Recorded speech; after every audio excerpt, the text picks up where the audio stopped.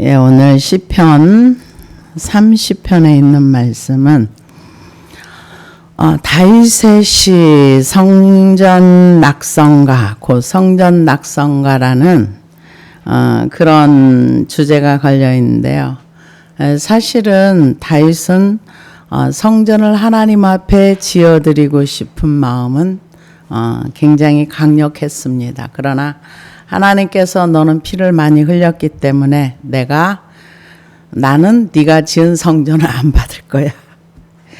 그랬을 때 웬만하면은 삐져가지고 하나님 내가 전쟁은 괜히 했나요? 나라 지키려고 했지요. 이럴 수도 있는데 그냥 그 솔로몬에게 성전을 지을 수 있도록 그렇게 모든 재료를 다 준비해주고 다윗은 성전을 짓는 걸 보지를 못했어요. 그런데 성전 낙성가라 이런 제목이 있는 이유는 이 성전을 낙성식 때 사용하기 위해서 지어진 시가 아니고 다윗은 성전을 낙성식을 하지도 못했고 짓지도 못했습니다. 그런데 이 성전 낙성가로 이렇게 제목이 불려진 이유는 포로 귀환 후에 재건된 성전 봉헌식 BC 516년 에스라 6장 16절에서 22절에 보면은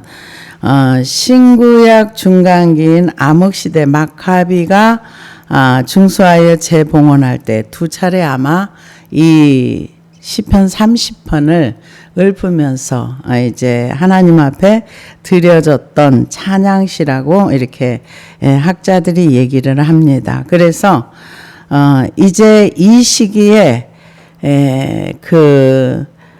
성전을 이제 낙성식을 할 때 이스라엘 백성들이 이제 포로로 잡혀가 가지고 그 나라가 완전히 없어지고 성전도 없어지고 다 없어졌을 때 이제 이스라엘은 끝났구나. 그랬는데 하나님이 돌아오는 회복의 은혜를 주시고 나서 이 시편에서 찾았답니다. 그래서 가장 바닥에 떨어졌다가 회복시켜 주신 그런 시가 어디 있을까를 찾았는데 이게 시편 30편이었다. 왜냐하면 이 시 속에 스올의 밑바닥까지 떨어지고 깊은 우물 속에 빠진 것처럼 그런 고통 가운데서 하나님이 구원해 주셨다. 이것을 이렇게 얘기를 하고 있습니다. 그래서 시편 29편을 얘기할 때는 순수한 찬양시라고 얘기합니다. 그런데 오늘 30편에 있는 찬양과 감사시는 찬양과 감사가 다 하나님께 올려드리는 건데요. 둘 다 하나님을 높이는 것이지만 그 동기에 따라서 찬양시, 감사시 이렇게 조금 나뉘어지기도 합니다. 같이 섞여 있기도 하고요. 그거는 왜 그러냐면은 찬양을 한다는 거 하나님의 행하신 일, 하나님의 위대하심 이런 것을 이제 자연 만물을 보고도 하나님을 찬양하지만은 감사하는 거는 내게 행하신 일을 감사하는 거.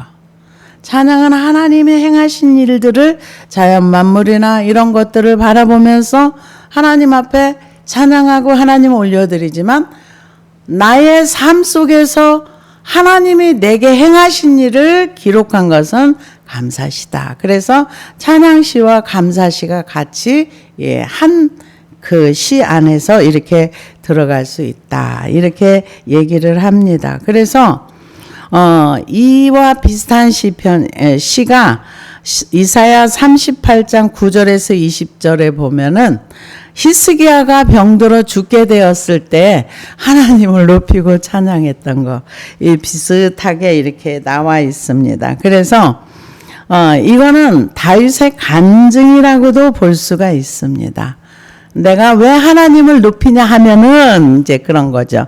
여기에서 보니까 여호와여 내가 주를 높일 것은 주께서 나를 끌어내사 내 원수로 하여금 나로 말미암아 기뻐하지 못하게 하심이다. 내가 높이는 이유는 내가 하나님을 높이는 이유가 있어. 괜히 높이는 게 아니고 하나님이 나에게 이렇게 행하셨기 때문에 내가 하나님을 이렇게 높이고 감사하는 거야. 지금 그렇게 얘기를 하고 있습니다. 그 이유는 뭐냐면은 나를 끌어내서 내 원수로 하여금 나로 말미암아 기뻐하지 못하게 하셨나이다. 이렇게 얘기를 하는데요. 이 끌어낸다는 표현은 우물에서 두레박을 끌어올리는 그런 모습이랍니다. 그래서 우물에 빠져가지고는 자기가 스스로 못 나오거든요. 근데 하나님께서 두레박을 집어넣어가지고 이렇게 다윗을 끌어올리는 것처럼 그렇게 고통 가운데 뽕 빠졌는데 그게 빠진 이유가 뭐냐, 아마 질병으로 인해서 이런 것 같다, 이렇게 표현을 하고 있습니다. 그래서 이 원수로 말미암아 기뻐하죠. 근데 요즘 좀 사람들이 무섭더라고요. 왜 무섭냐면은 이제 우리 지금 정치하시는 분들이 어떤 사람이 막 상대를 막 이렇게 직설적인 말을 하고 바른 말을 해. 그럼 바른 말을 듣는 사람 굉장히 힘들거든요. 기분 나쁘고. 그런데 바른 말을 했던 사람이 이쪽에 과거의 여당이었던 그쪽 사람이 이제 막 그랬는데 이분이 대장암에 걸렸대요. 그러니까 그쪽에서 네가 말을 그렇게 해야 되니까 그런 병에 걸렸어 하면서 지금 깜짝 놀랐어요. 그런 말을 직접적으로 했다고 그러더라고요. 정적은 무섭더라고요. 그래서 이 지금 다윗이 자기를 구원해 줄 이유는 뭐냐면은 원수가 내가 병들었다는 걸 알고 기뻐하지 못하게 하심이다. 하나님이 나를 구원해 줘가지고 나를 미워하는 저 무리들이 나 때문에 막 좋아서 춤추지 못하게, 기뻐하지 못하게 하심이다. 여호와여, 여호와 내 하나님이여, 내가 주께 부르짖음에 나를 고치셨나이다. 부르짖어. 우리가 시편 107편에도 보면은 사망의 문에 이르러 음식이 싫어. 그래서 이제는 나는 이제 무덤에 내려가 죽겠구나 할 때에 하나님 앞에 부르짖어 기도했더니 하나님께서 살려주셨나이다. 하나님이 우리에게 기도라는 것을 줬다는 것은 어마무시한 축복입니다. 그런데 기도도 바르게 해야지 하나님 앞에 정확하게 상달이 돼요. 근데 요즘 바르지 않은 기도들이 꽤 있더라고요. 저는 깜짝 놀랐는데 요즘 미혹이라는 그 단어를 쓰더라고요. 어떤 외국분이 그렇게 쓰면서 뭐라고 얘기하느냐. 하나님이 제3의 눈을 열어주실 것이다. 그래서 전 처음 듣는 얘기라서 이게 무슨 소리야 그랬더니 그런 얘기를 이렇게 하시는 분들이 있답니다. 그래서 제3의 눈이 뭘까 하고 들어봤어요. 그랬더니 악한 영들의 세계를 열어주는 거, 그게 제3의 눈이다. 그래서 지금 이 시대에는 이세벨의 영이 일을 많이 한다. 이런 얘기를 듣고서 우리가 하는 하나님 앞에 드려지는 회개는 마귀가 한 길로 왔다 7길로 도망가는 기도예요. 왜냐? 죄를 통해서 사탄이 일을 하는데 죄를 회개하면 그들의 근거지가 없어져 버리거든요.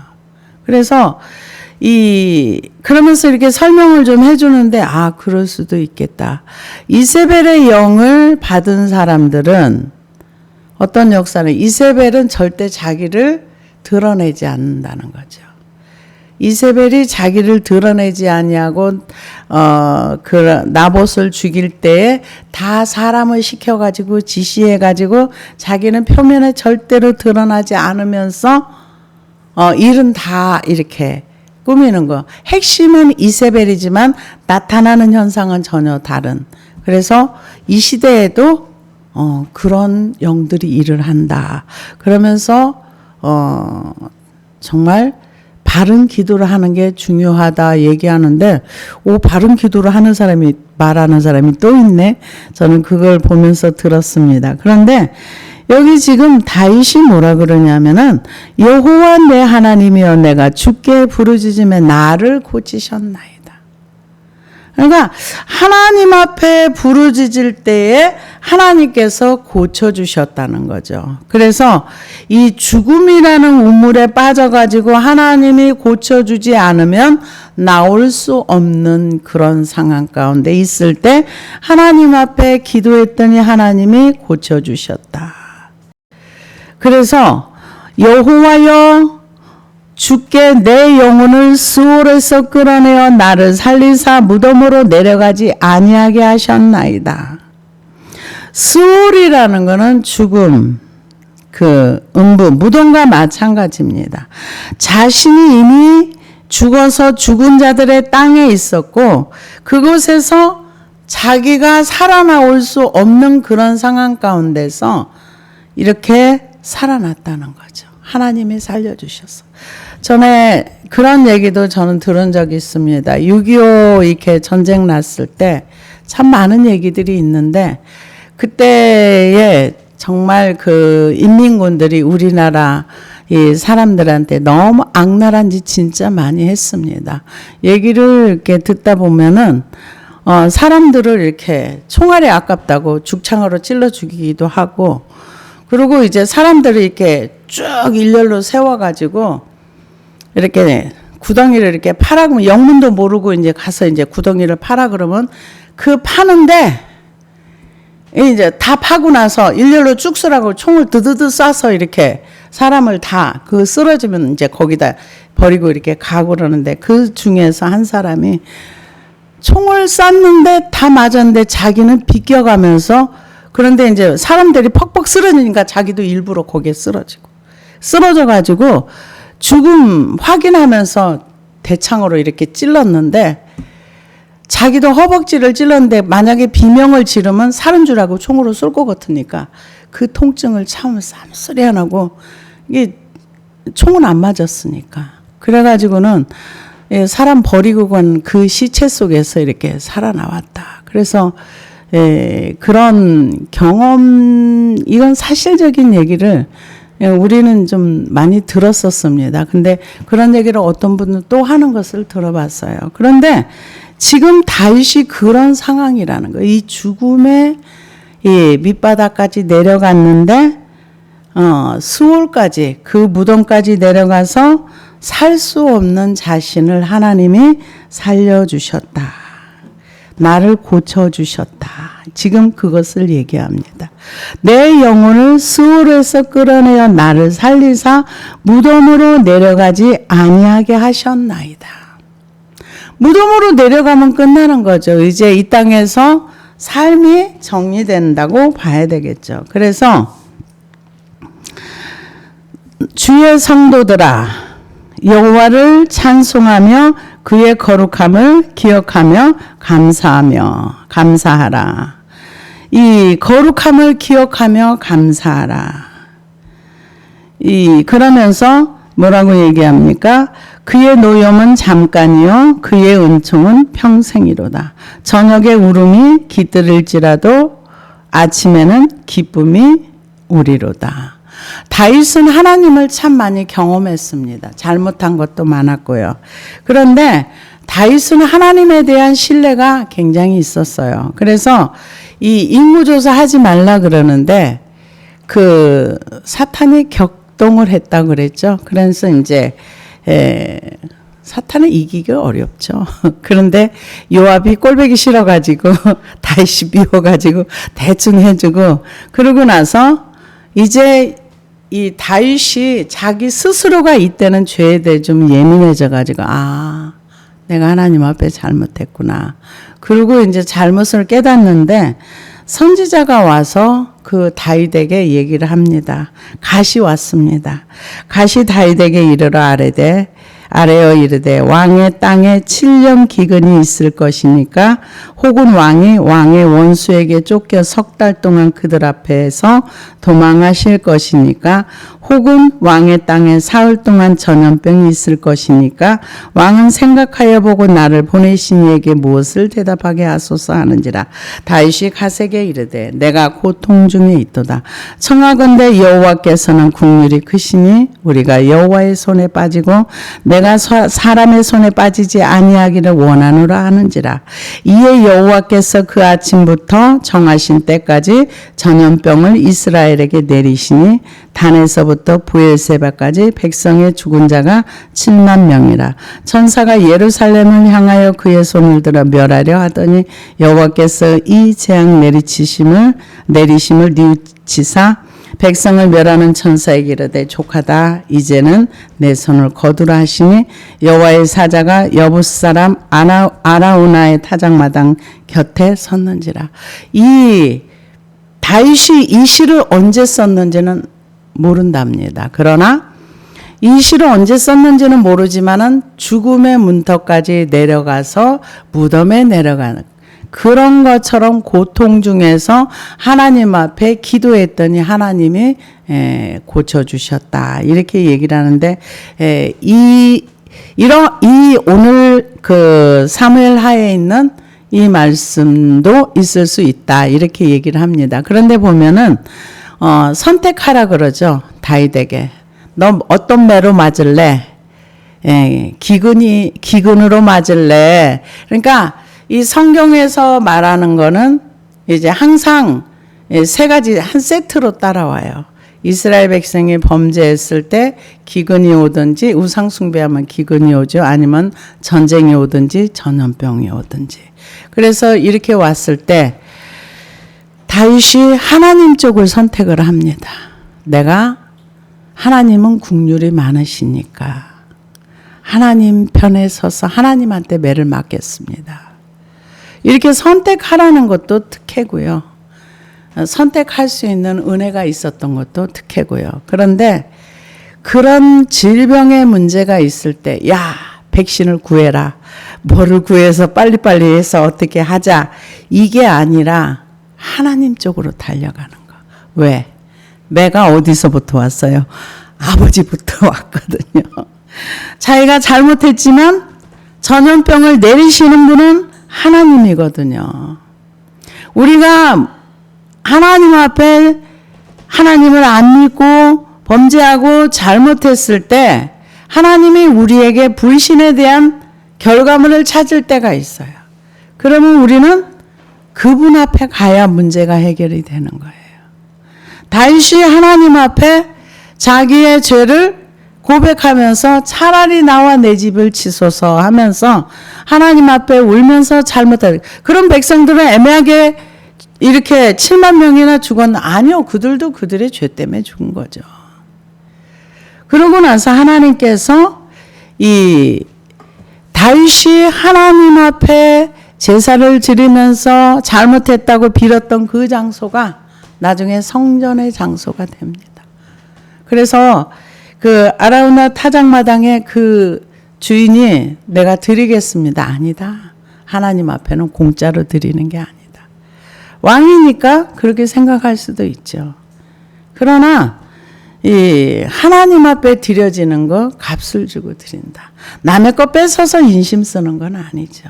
그래서 하나님께서 그 범죄했다고 인정하면서 그곳에 제사를 드렸던 그 장소를 하나님이 성전으로 받으시고 사람들의 죄 문제가 해결되는 그러한 장소로 다윗의 그것을 받으셨던 것을 볼 수 있습니다.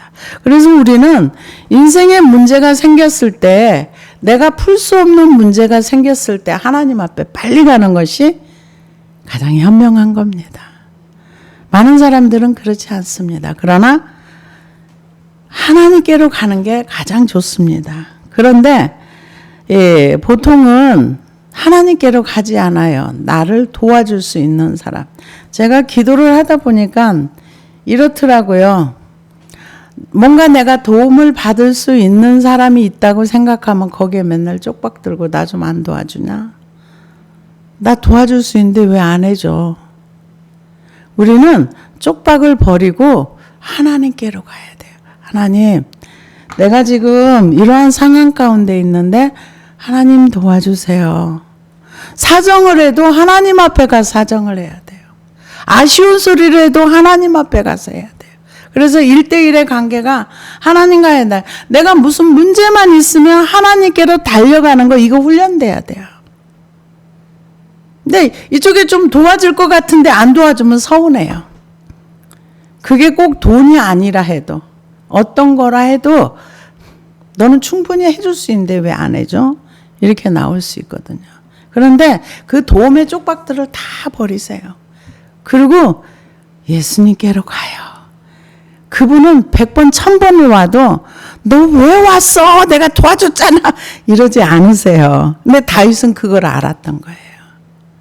자기 질병이 와서 자기가 이제 내가 죽겠구나 할 때도 주여 여호와여 나를 도와주소서. 나를 고쳐주소서. 내 마음이 왜곡되고 삐뚤어진 거 깨달았으면 하나님 앞에 가서 고쳐달라고 해요. 사람은 못 고칩니다. 내가 왜곡되고 삐뚤어지고 이 찌그러진 거.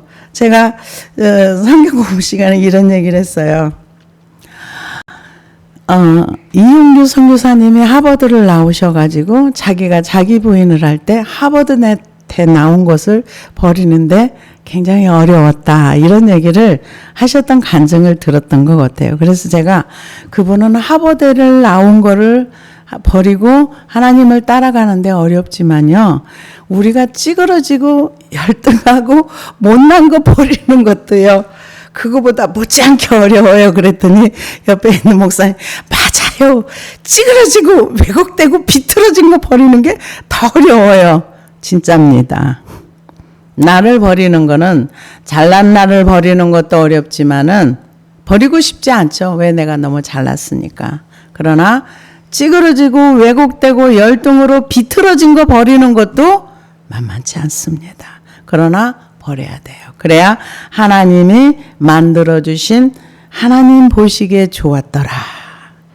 하나님의 사람으로 빚어갈 수 있고 성화되어 가면서 장성한 분량까지 우리가 자라갈 수 있는 것입니다. 그래서 이 노염은 잠깐이요. 이 다윗이 이 백성들이 7만 명이 죽었을 때 얼마나 힘들었겠어요. 인구조사 해가지고 그랬을 때 근데 그 노염은 잠깐이요. 은총은 평생이로다. 우리가 하나님과 좋은 관계를 가지고 하나님과 동행해 보세요. 에녹처럼 300년을 살아도 지루하지 않을 겁니다. 왜요? 하나님과 함께 하기 때문에. 그래서 노염은 잠깐이요 그의 은총은 평생이로다. 다윗이 하나님을 경험하고서 하는 얘기예요. 이거는 지식이 아니고요. 실제로 자기가 우물에 빠진 것처럼 내가 만약에 죽으면 내 원수들이 나를 보고 얼마나 기뻐할 건데 하나님 나를 구원해 주셔서 저 원수들이 나 때문에 즐거워하지 못하게 해주세요. 근데 실제로 막 대놓고 이렇게 그런 얘기들을 하는 거 보니까 사람들이 진짜 그렇구나 이 생각을 저는 했습니다. 그런데 아침에는 저녁에는 울음이 기들을지라도 아침에는 기쁨이 오리로다. 울 일이 많아도 하나님을 찾으면 기쁨이 온다는 거죠. 그러면서 내가 형통할 때 말하기를 영원히 흔들리지 아니하리라 하였도다. 여호와여 주의 은혜로 나를 산같이 굳게 세우셨더니 주의 얼굴을 가리심에 내가 근심하였나이다. 이 얘기는요. 하나님께서 다윗을 형통하게 해주시고 그리고 높여주시니까 산처럼 높여주시니까 이 하나님 앞에 교만했다는 거예요. 그래서 은혜로 주의 은혜로 나를 산같이 굳게 세우셨더니 주의 얼굴을 가리심에 내가 근심하였나이다. 형통하고 잘 될 때 하나님 앞에 잘난 체 했다는 거죠. 내가 영광 받았다는 거예요. 그러니까 하나님께서 얼굴을 딱 가려버렸대요. 그러니까 다윗이 그때 뭐라 그래? 큰일 났네. 근심했다는 거죠. 왜? 매일 하나님을 통해서 기쁨을 얻고 하나님 앞에 나아가야 되는데 하나님과 관계가 딱 막혀버렸네. 뭘로? 교만으로. 그러니까 형통할 때에 영원히 흔들려. 난 괜찮아. 난 잘 살 수 있어. 나는 잘 돼. 뭐든지 잘 돼. 그러면서 자만했다는 거죠. 그래서 내 믿음은 아무렇지도 않아. 내 이 주인은 아무렇지 아무 문제 없어. 아마 이 압살롬이 반역하기 전에는 그랬을지도 몰라요. 그러니까 그 범죄하기 전에는 그랬을 수 있습니다. 다윗처럼 일생 동안 정말 파란만장한 삶을 산 사람이 많지 않죠. 근데 우리는 이 하나님의 은혜가 왔을 때 되게 교만합니다. 왜요? 사울도 그랬거든요. 사울도 하나님의 은혜가 오니까 자기를 드러내고 싶어 해요. 나는 이 정도 되는 사람이야. 그러면서 아말렉을 치라 하니까 조금은 순종하고 나머지는 순종 안 했죠. 하나님이 원하시는 거 우리에게 원하는 거는 100%의 순종입니다. 50%만 순종하고 50%만 하나님 인정하고 나머지는 나요. 이성과 논리를 따라가면은 하나님이 함께하기가 어렵습니다. 하나님은 온전한 순종을 원하세요. 100%. 그런데 사람들은 이 정도는 순종하고 이 정도만 하고 나머지는 내가 알아서 할 거야. 어제 이제 말씀 공부를 하면서 그런 얘기를 하면서 한참 웃었어요. 무슨 얘기를 했냐면 어떤 목사님 미국에서 목회하시는데 하나님 은혜는 좋은데요. 내 삶에 개입하지 마세요. 나를 건드리지 마세요. 나는 내가 알아서 잘 살아요. 이랬다가 나중에 이제 이분이 뇌출혈이 심하게 와가지고 넌 싹군이야 그래가지고 너무 충격을 먹었다는 얘기를 이제 들은 적이 있습니다. 근데 하나님 앞에 나를 다 포기하면은 굉장히 좋거든요. 근데 자기를 포기하면은 뭔가 손해보는 줄로 알아요. 그러니까 하나님을 바로 알지 못해서 그렇습니다. 그래서 지금 다윗이 뭐라고 합니까? 여기 지금 자기가 형통할 때 영원히 흔들리지 아니하리라 하였도다. 여호와여 주의 은혜로 나를 산같이 굳게 세우셨도다. 하나님이 자기를 높여주셨다는 거. 산이 높잖아요. 교만했다는 거죠. 주의 은혜로 해줬는데 자기는 어떻게 됐습니까? 그렇게 높아지니까 하나님하고 관계가 막혀버린 거예요. 그러니까 이 주의 얼굴을 가리심에 내가 근심하였나이다. 여호와여 내가 주께 부르짖고 여호와께 간구하기를 내가 무덤에 내려갈 때 나의 피가 무슨 유익이 있으리요 진토가 어떻게 주를 찬송하며 주의 진리를 선포하리까. 여호와여 들으시고 내게 은혜를 베푸소서. 여호와여 나를 돕는 자가 되소서 하였나이다. 이 얘기는요 하나님 협박하는 거예요. 뭐냐면은 하나님 내가 죽어버리면요 누가 하나님 찬양해요. 지금 그 얘기예요. 지금 자기가 너무 높아져 가지고 하나님과 관계가 이렇게 단절되고 하니까 그러면서 이제 자기가 죽을 것 같으니까 얘기합니다. 내가 무덤에 내려갈 때에 나의 피가 무슨 유익이 있으리요? 진토가 어떻게 주를 찬송하며 주의 진리를 선포하리까? 내가 죽어버리면은요, 주의 진리를 선포 못해요. 내가 살아 있어야 돼요. 하나님 앞에 자기 자신의 하소연 한다고 봐야 되겠죠. 그러면서 어떻게 주의 진리를 선포하리까? 여호와여 들으시고 내게 은혜를 베푸소서. 여호와여 나를 돕는 자가 되소서 하였나이다. 그러니까 내가 죽어버리면 어떻게 무덤에 내려가는 사람이 주님을 찬송할 수 있고 주님을 선포할 수 있습니까? 나 살려주세요. 나 살려주세요.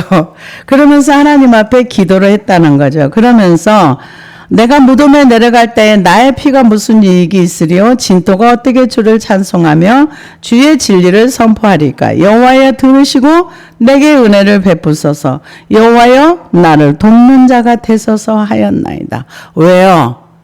자기가 형통할 때 교만해가지고 이 하나님과의 관계가 단절되는데 자기가 무덤에 내려가는 자처럼 죽을 것 같은 그런 지경에 있을 때 하나님 나 죽어버리면 내가 누가 주님 찬송해요. 나 살려주세요. 이 얘기예요. 나 살려주시고 내가 죽어가지고 죽어 없어지면은 누가 주의 일을 선포하겠습니까? 내게 은혜 주세요. 하나님 내게 은혜 주세요. 은혜를 간절히 간구합니다. 우리가 구할 것은 하나님의 은혜입니다. 내가 잘못해서 또 내가 잘못해가지고 이 질병에 걸렸던 내가 잘못 관리해서 뭐가 됐다 할지라도 하나님 앞에 무조건 가서 잘못했다고 싹싹 빌고 그리고 은혜 주세요. 하나님 나를 살려주시면 내가 찬송도 드리고 내가 주의 이름도 선포하고 할 테니까 내가 형통할 때 내가 이렇게 높아진 거 잘못했어요. 지금 그 얘기죠. 그러면서 나를 돕는 자가 되소서. 하나님 나 도와주세요. 내게 은혜 주세요. 나 좀 도와주세요. 하나님 앞에 은혜 달라고 그러고 도와달라고 할 때 너는 옛날에 내가 많이 줬잖아 이러지 않는다는 거죠. 언제든지 100번을 가도 1000번을 가도. 그래서 세상 사람들은 우리의 상처를 못 고칩니다. 그러나 하나님은 흔적도 없이 고쳐주십니다. 그래서 나의 슬픔이 주께서 나의 슬픔이 변하여 내게 춤이 되게 하시며 나의 베옷을 벗기고 기쁨으로 띠띠우셨나이다.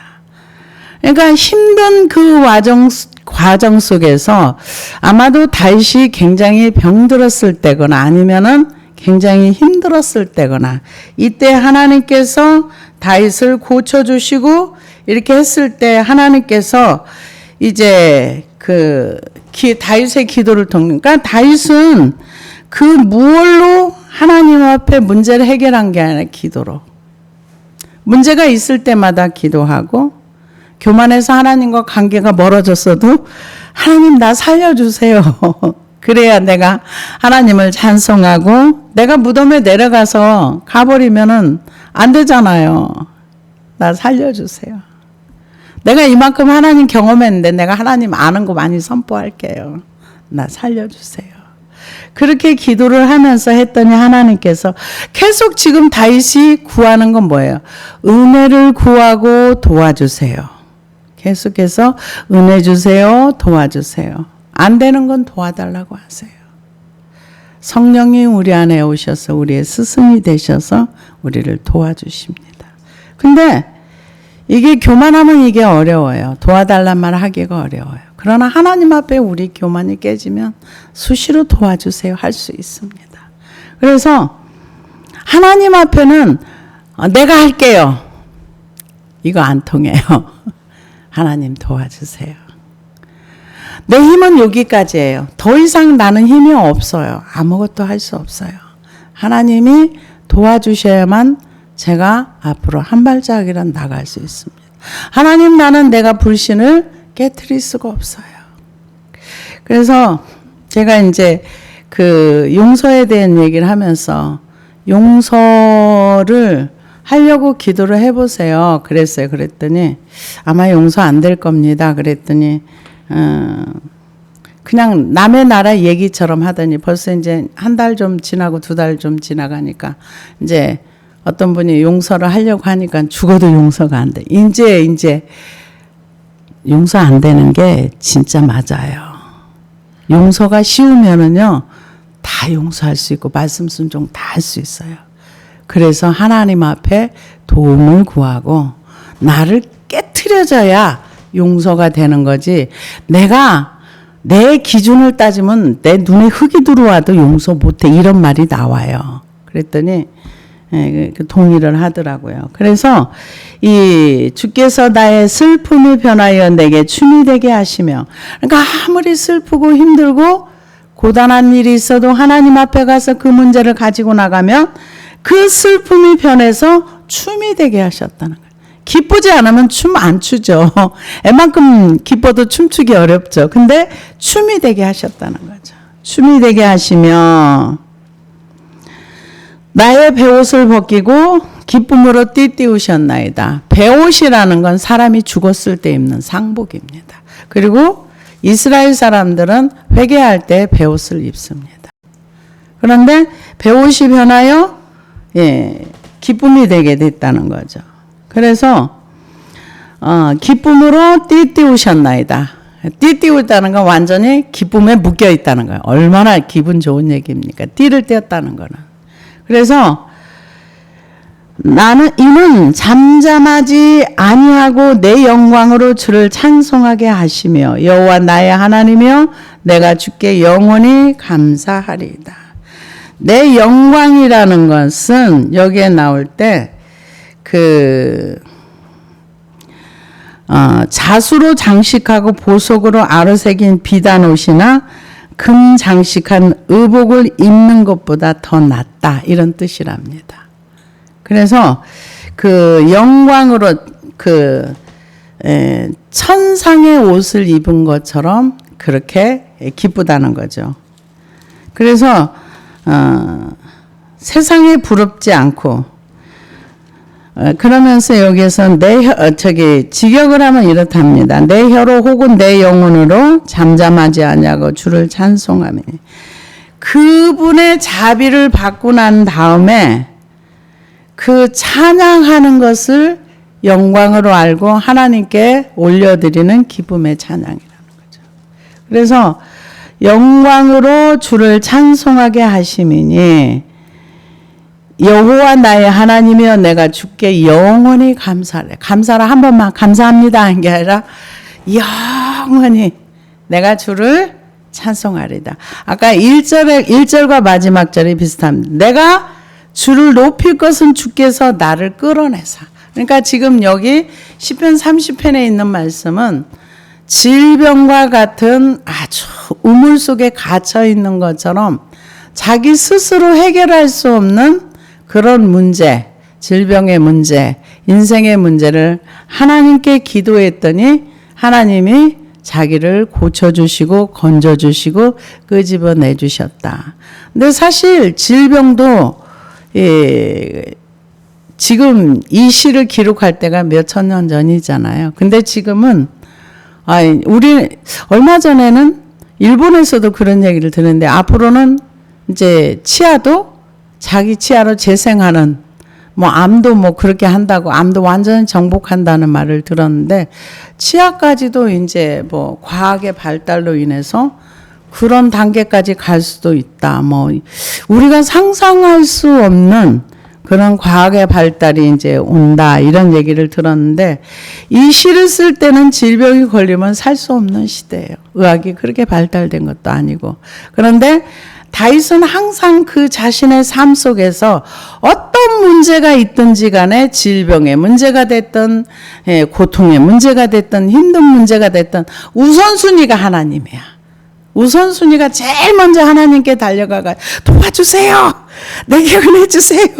이게 훈련이 잘 된 분이에요. 저도 시편을 이렇게 그냥 읽고만 지나갔는데 이렇게 말씀을 준비하면서 이렇게 보다 보니까 와 다윗이 하나님이 이는 내게 마음에 합한 자라는 말이 그냥 나온 게 아니구나.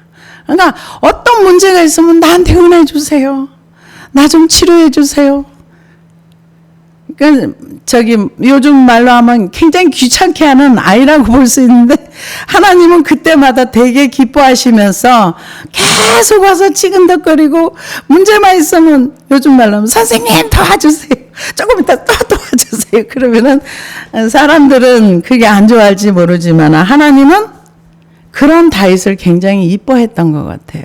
그래서 그 문제를 해결해 주시고 또 풀어 주시고. 그래서 다윗이 늘 하는 얘기가 뭐예요? 도와주세요. 내게 은혜 주세요. 나를 구원해 주세요. 내 문제를 해결해 주세요. 그럴 때마다 하나님께서 이게 이 현실에 오기 전에 이미 마음에서 해결이 다 돼버렸어. 그러면은 현실은 그냥 풀리는 거죠. 항상 다윗은 기도를 통해서 문제를 먼저 해결하고 그러고 나면 현실의 문제가 풀어지는 그런 역사를 봤던 것처럼. 그래서 이 낙성식에 불렀던 노래라는 게 이 시편에서 찾았답니다. 뭘 찾았나?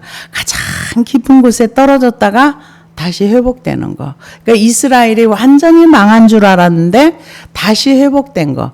그래서 그때 성전을 지어서 제2의 성전을 지어서 들어가면서 마카비 성전 때도 수전절에 이 노래를 불렀다 이렇게 얘기를 하는데 정말 우리의 삶 가운데에서도 다윗처럼 이렇게 어떤 문제가 있을 때 정말 하나님 앞에 은혜 주세요. 도와주세요. 이 두 가지, 이 다윗은 이걸 정말 잘했던 것 같아요. 그래서 우리도 사람들한테 쪽박들과 나 좀 도와주세요 이러지 말고 하나님 앞에 제일 먼저 우선순위를 두고 살아가는 그런 삶이 된다면 다윗처럼 승리자가 될 줄로 믿습니다. 기도하시겠습니다.